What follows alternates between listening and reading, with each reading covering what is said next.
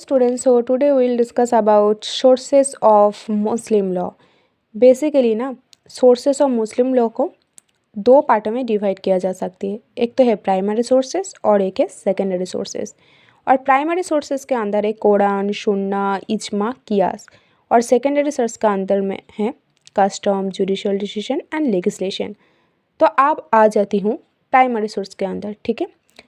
तो कुरान को माना जाती है first source of the Muslim law.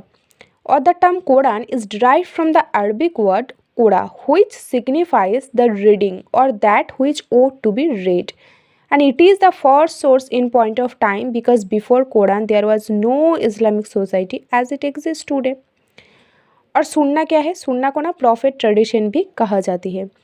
Whatever the prophet said or did without reference to God is treated as his tradition, and Sunnah is the second source of Muslim law.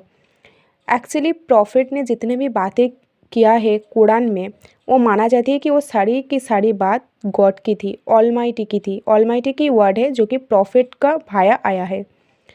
तो जो भी बातें without reference to God prophet ने कहा है या किया है, उसी को माना जाती है उसका ट्रेडिशन, और उसी को सुन्ना कहती है, जो कि second source of Muslim law है।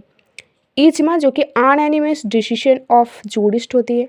कियास का मतलब है एनालॉजिकल डिडक्शन। और कियास की मामला तब आती है जबकि कोई प्रॉब्लम पर कुरान, सुन्ना, इजमा तीनों का तीनों सोर्सेस साइलेंट है।